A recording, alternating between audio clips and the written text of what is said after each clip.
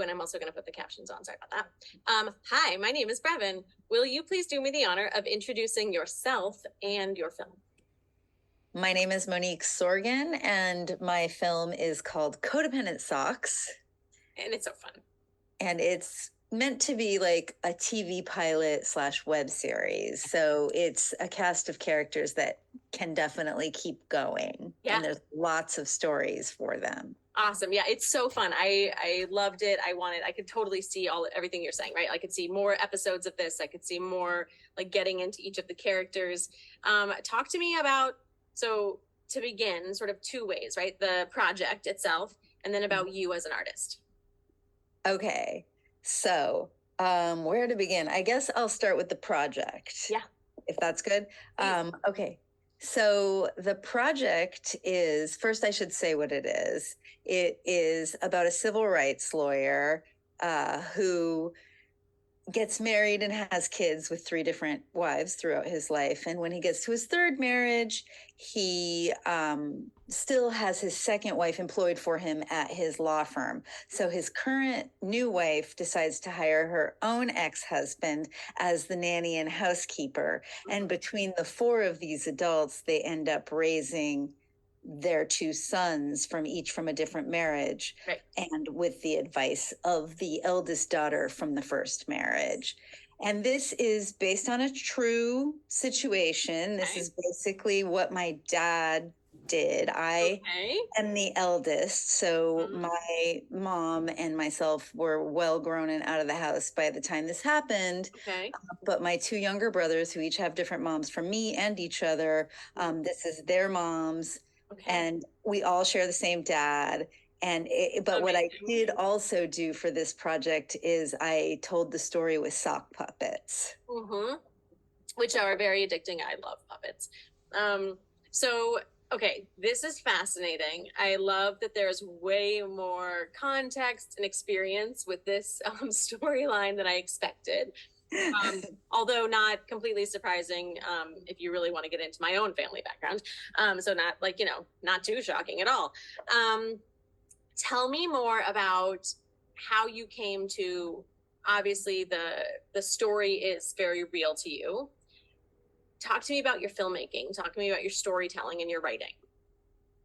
Yeah, well, I started out in my career at UCLA in the theater, film, and television department. And when I graduated, I got the best job ever. I got hired as a director's personal assistant in television.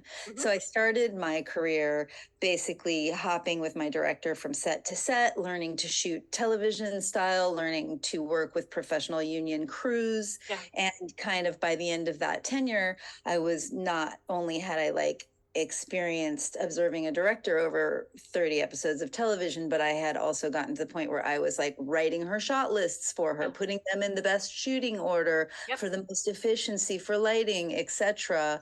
So that was where I got my training. And then from there, I made my first short film, which had live people in it, including some of the, most everything else I've made has had live people in it. This was my first puppet show.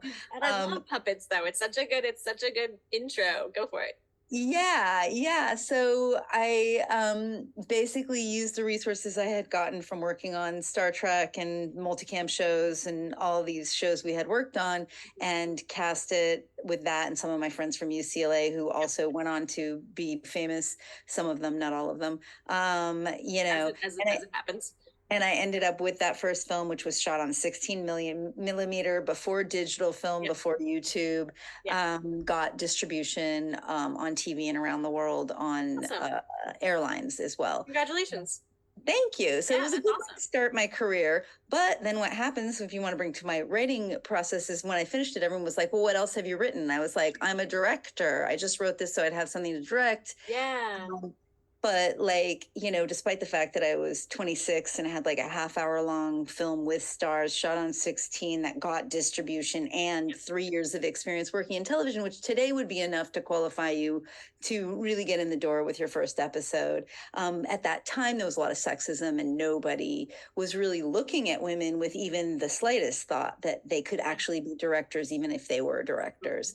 So I kind of got pushed into a writing career, which it turned out I loved because writing is storytelling. You get to make up the story. You get to write about anything you want. You get to say anything you want. You get to get your messages out there. So I ended up kind of going on this long path toward a writing career. And joined the Writers Guild and all that. And during that time, I started writing like variety and reality, and then went into feature writing, and then I started pitching television shows. And at that time, I was like, hey, this is really a good idea based on my dad's life. I should do this. And so I started pitching that, and I thought I was going to sell it, but I didn't. So I wrote it, and then I thought I was going to sell it again, but I didn't. And, ultimately what happened with this particular project is the pandemic rolled around, and I had just done the Sony television directing program at that point. And so it was really more than ever dedicated to directing television, which was something I had been trying to do since I graduated college. Then a pandemic hit, and I couldn't direct anything. And my Sony cohorts and I would have like weekly Zooms complaining, what are we going to do? We're supposed to be directing. How are we going to do anything? And I just very quickly kind of came up with this idea that I would do a puppet show because that was something that I could do. And then it was like, well, what material could I do a puppet show about? And then I was looking through my stuff, and I was like, oh, this is actually really funny as a puppet show because my dad is so eccentric and my family is so bizarre that you almost wouldn't buy it if they were human beings. And there's sex in it and there's nudity, but like when they're sock puppets and they take off their clothes, it's just a fuzzy sock. So it suddenly like actually makes it less raunchy when you do it with puppets. So so I basically got this idea and I became dedicated to it, not knowing that time that the pandemic was going to be more than 2 weeks long. And thank God it was, because it took me 2 years to build all the sets at 1/3 scale, because the sets have to fit the size of a human being this tall, right? Which is about a third of a regular human. So I had to build all the sets. I had to figure out how to rise them 4 feet off the ground to get puppeteers underneath. I had to record all the voice actors, which I was able to do over Zoom during the pandemic. But then it took a really long time to like cut together the best performances of the voice actors. And by the time I had done all the voice editing with my sound person, Vickie Sampson, and had built all the sets myself, which there are 3 standing sets and a swing set, like a regular multicam sitcom. It was meant to be a multicam sitcom, right?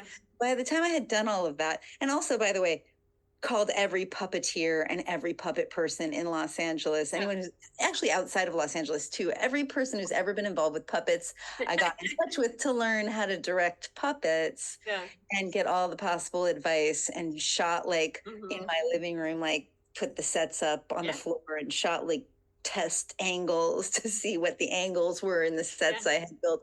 By the time I did all of that, we were basically at the beginning of March 21, and people were starting to get their first vaccines. So by the time we went to set, like my thinking was, oh, they're puppeteers. Since they're doing playback like this, they don't have to talk, so they can be masked, they can be double masked. It's not a big deal. And so we started shooting then, and we did so the voice recording was 1 day, which was like a year probably or more before we actually got to set. And then on set we did 4 days, but we did 10-hour days because it was pandemic and we were all very conscious of not getting sick, right? That was like one of the things that changed during the pandemic. So we did 4-day shoot, which was like, not the longest shoot I've ever did. My first film was longer, but like still it was like fun to get to go in every day. No, we had a wonderful time, but kept the crew really small because it was a pandemic shoot. Yep. So we had, including, 5 puppeteers and me, we had 13 people on the entire crew the whole time. So it was like really small. Yeah. And so yeah, then it took like another year or more to edit, and do color correction. And then we had to do sound design, even though the sound mixer had already worked on all the dialogue, we had to recut it to match what we were actually editing, and then do all the sound design because the puppets don't have arms or legs. So every activity they do, you can only tell they're doing it because of the sound it makes. Yeah. So there was just like so much interesting stuff to learn through the process of working with puppets. So I think I brought it full circle from the project to my career back to the project. I love it. Thank you so much for all of this. It makes it so much more alive to know all that went into it, right? Because, from my perspective, right, I'm watching it as a programmer at first, right, just being like, this is awesome, I love this is really fun. But then when you share all of this, right, it becomes so much more. And this is why I love, talking to the artists who are doing the work, because, and don't get me wrong, like I use the word work interchangeably, art, film, right? Like work, art, film, like, because it is work, right? What you're doing, especially as you're describing it, there's so much that goes into this. And I have so much appreciation, respect, and then my purpose is, as I understand it, is how do I support you as an artist more effectively? And so this is why I ask these questions, and I want to know you better. And so, like, for example, for my research right now, like I want to know, especially with your amazing background, and my initial research when I started 8 years ago was looking at the labs and the fellowships and like the Sony program and these development programs. So I would love to know from you, what is your personal definition of success, and how are you moving towards that as an artist and a creator? Well, that's a complicated question. Sure. I have several answers for it. I think I say my primary definition of success, just so that I can not go insane, is if I get to keep doing this art that I love, which is the art of storytelling with mostly message-driven comedies. If I get to continue spreading the messages that I want to spread through entertaining fare that doesn't help people realize they're getting a message, just kind of absorbing it subliminally. If I get to continue doing that, and I can afford to continue doing that, that is a successful life to me, because I am enjoying my life, I'm doing what I love, and I'm hopefully affecting a few people along the way. A bigger definition of success for me would be to get my films to a greater audience, like to the greatest possible audience. I would love to get my films to everyone in the country and everyone in the world, so that everyone could see the stuff that I'm trying to say. And that, just because you make it fun and entertaining doesn't mean it's not art, and it doesn't mean it wasn't hard to make, and it doesn't mean that it doesn't have something important to say. And that's kind of my underlying message. I love it. Through my message movies that are all entertaining and fun and lighthearted for the most part. I did do a drama recently that I directed that was very intense and not lighthearted, but I was hired for that, and it wasn't my story, But yeah, so then the even bigger definition of success that I like to accomplish, on top of the journey being fun and the audience being giant, is also I would like to get paid much better for what I do, so that I don't have to worry about my first definition of success, which is that I get to keep doing this.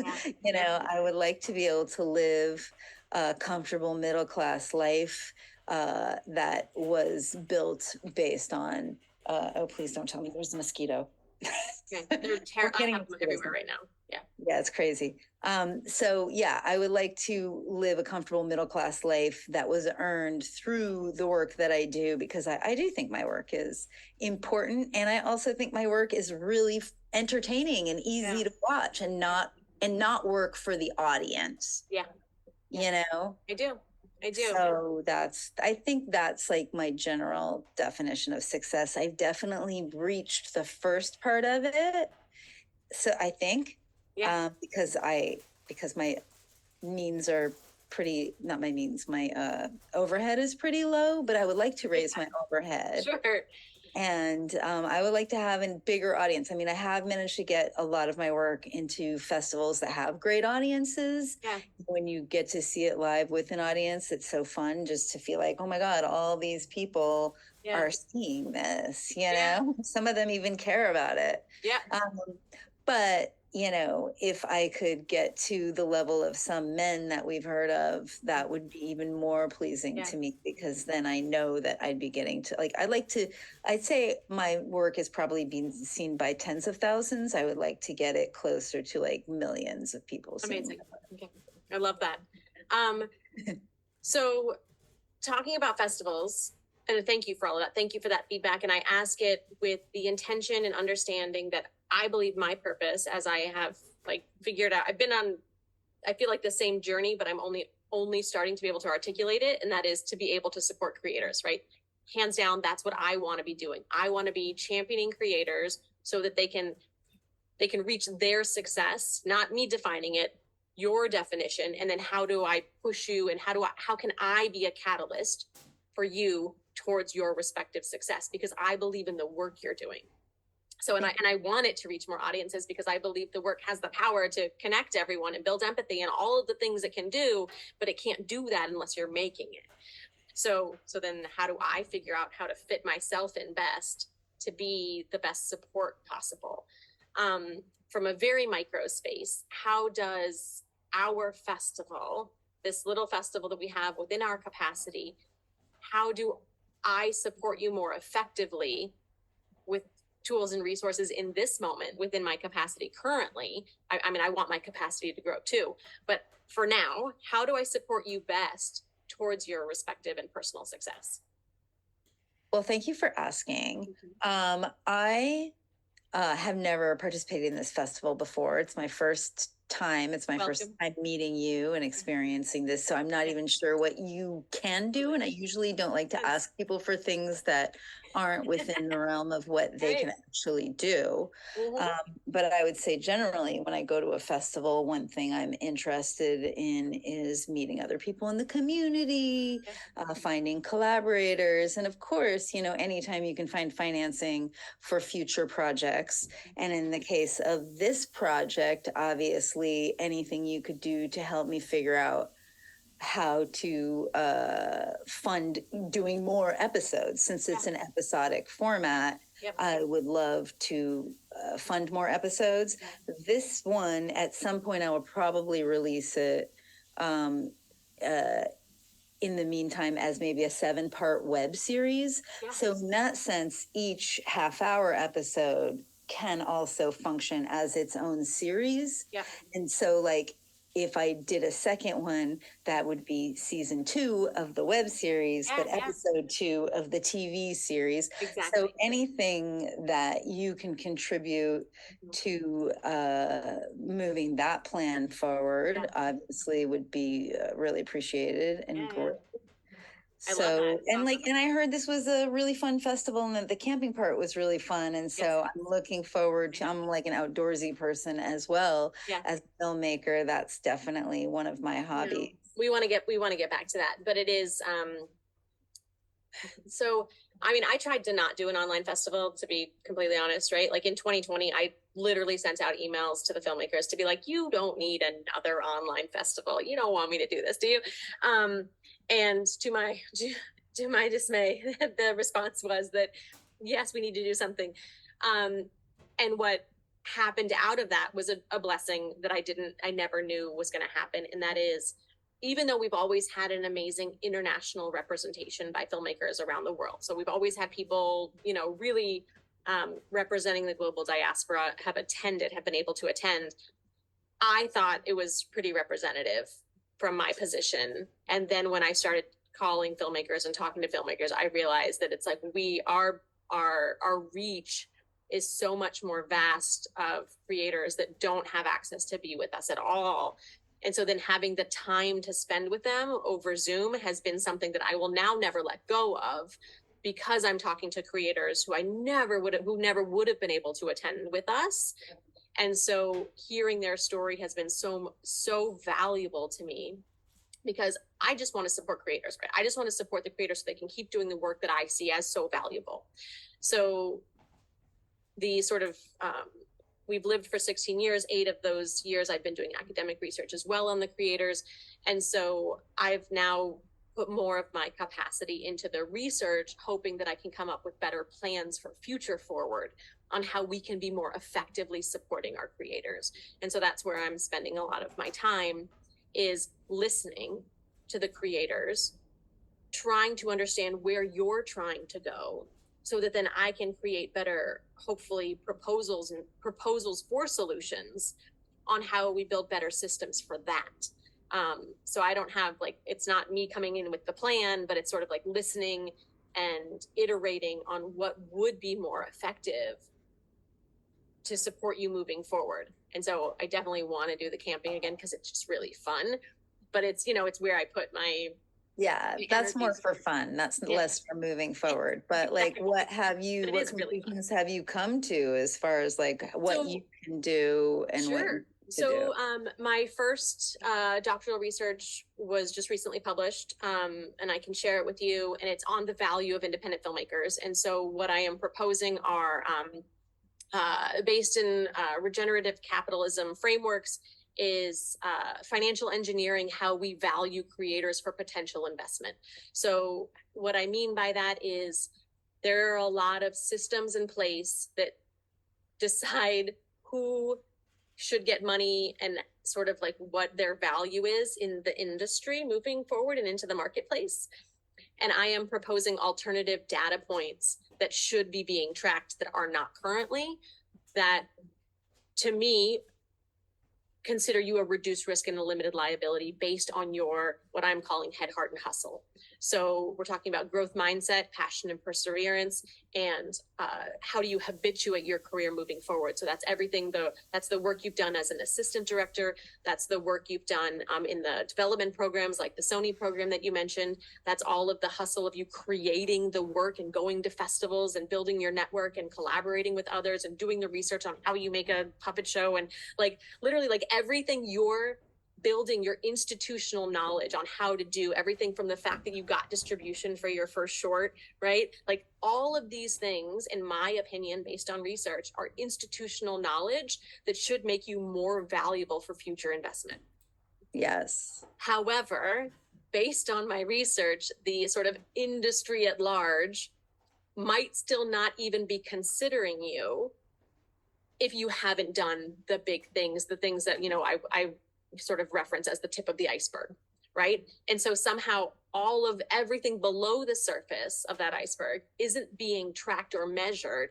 And so sort of my sports analogy is that we are not tracking your hits at base, right? And I believe if we did that more effectively, because the data is there, the data is out there. I'm not reinventing something. I'm just trying to reorganize existing data via more interoperable technologies. So I believe we could be doing better investing in creators earlier on for their original IP projects. And so this is sorry, it's my soapbox, right? So forgive me, but I want to be supporting creators more effectively. And based on my first research, I want to build a fund. So that's what I am working on figuring out doing now. And I'm also in a second doctoral program right now looking at success strategies. So that's where my question on success comes from. And so I'm looking at what is working in regards to tools and resources that exist for independent filmmakers right now. Yeah, well, I'd love to talk to you more about all of that. It's very interesting. And there's definitely some crossover with some things that I've been doing that I think would be interesting to you as well. Great. Well, then, yeah, let's totally, let's keep talking, right? Let's let's continue this conversation. And that's what my hope is, right? My hope is to really know the creators that I want to be supporting and then figure out how we do that best, most effectively. So please, I do have to jump in this moment, but I hope that we can continue this conversation, and maybe we'll circle back to an email and then schedule another connection.